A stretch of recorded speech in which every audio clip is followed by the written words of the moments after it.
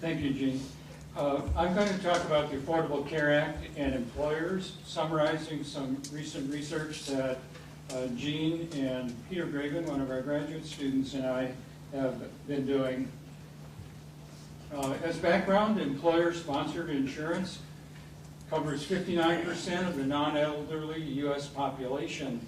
If you remove people who are uninsured and those who are on Medicaid, the residual market for individually purchased insurance is currently very small. ESI has significant advantages vis-a-vis individually purchased insurance. Everyone who wants to get a policy through their employer can get it. That's called guaranteed issue. The premiums are based on the experience of the group, not the individual policyholder. The administrative costs are lower. And finally, employer-sponsored insurance receives favorable tax treatment. The employer contribution is tax exempt, and the total premium is tax exempt for workers who have what are known as Section 125 plans. The Affordable Care Act has three significant provisions that affect employers. The first of these is called the shared responsibility requirement. Employers with at least 50 full-time equivalent employees that do not offer insurance will have to pay a penalty of $2,000 per year per full-time employee if any full-time employee obtains subsidized coverage in a health insurance exchange. So this is a very significant penalty. If you're an employer and one of your employees goes and gets insurance in the exchange, you are hit with a penalty for all of your employees, excluding the first 30. So you get a small break on the first 30, and then you're hit with a penalty on all the other ones.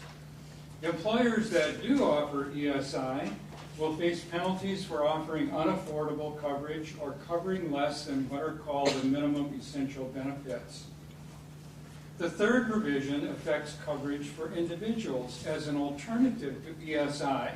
Individuals purchasing an insurance in exchanges will receive tax credits that reduce the cost of insurance, for example, down to 3% of income at the lowest eligibility level. Those credits for purchasing individual insurance could possibly be a significant draw to that market and away from employer-sponsored insurance. At the bottom, you see the last bullet, and I could be done right here.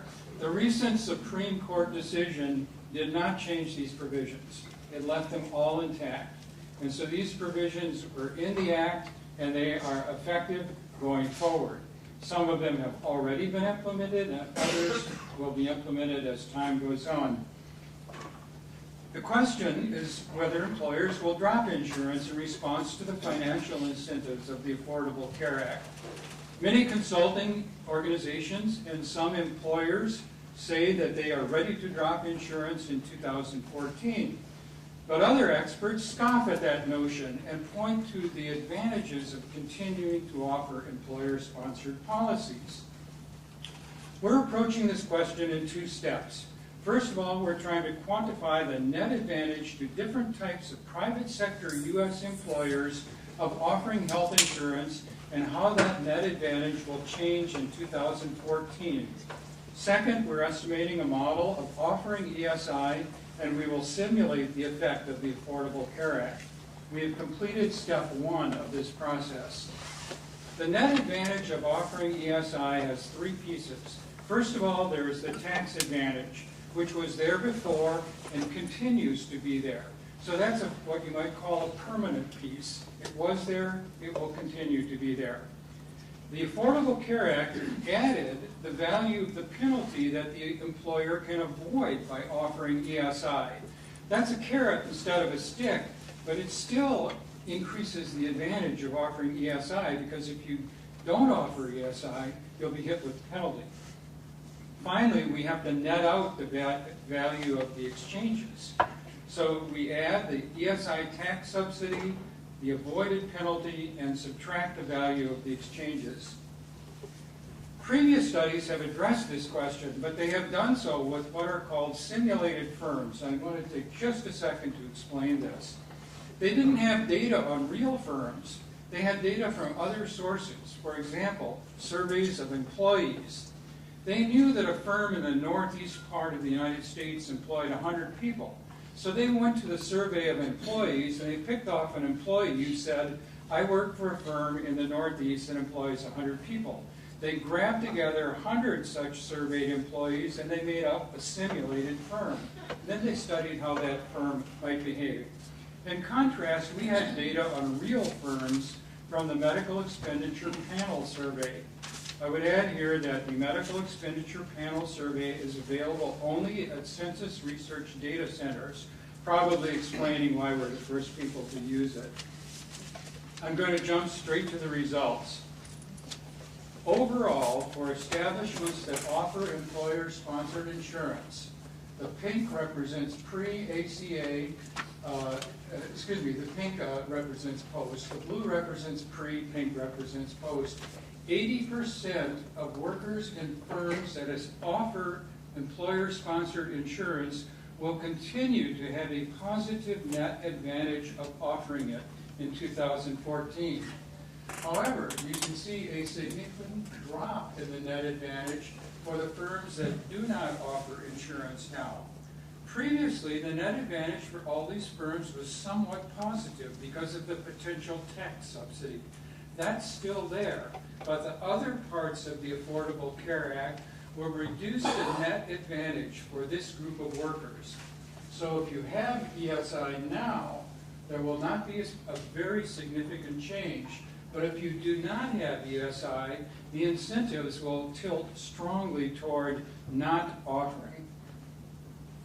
In terms of firm size, you can see a very smooth gradient, such that large firms are not particularly affected by the incentives of the ACA.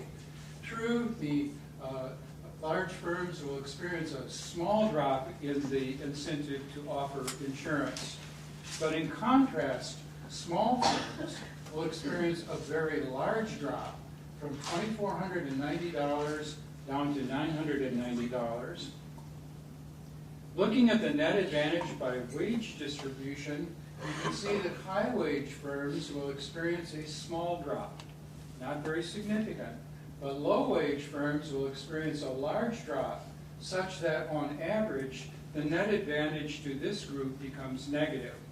Now, there are two reasons explaining these differences by firm size and by wage income. The large firms are going to be hit with the penalty more than the small firms. And so they have a more significant, larger net advantage of continuing to offer ESI. Low-wage firms, on the other hand, will receive a larger subsidy if they send their workers to the exchanges. So low-wage firms will have a larger incentive to drop. Looking at the net advantage by industry classification, I'd like to point out that low-wage industries, such as accommodation, food service, entertainment, and recreation, will experience large drops in the incentive to offer ESI. Also, establishments in agriculture will experience large drops, probably very relevant for establishments in this part of the country. You can see one thing here, that financial establishments will experience a slight increase in the incentive to offer ESI. These guys get everything. The reason is that most of these firms are high wage. Okay.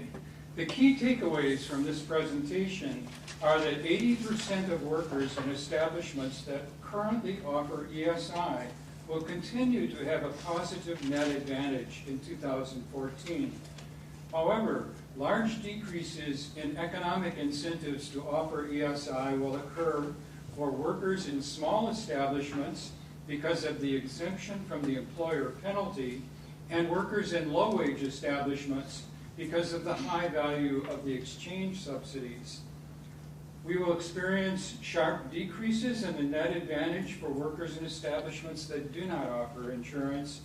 And finally, a word of caution, the net advantage does not equal offer. Factors in addition to the ESI tax subsidy, penalty, and the exchange subsidies may influence employers' decisions to offer ESI.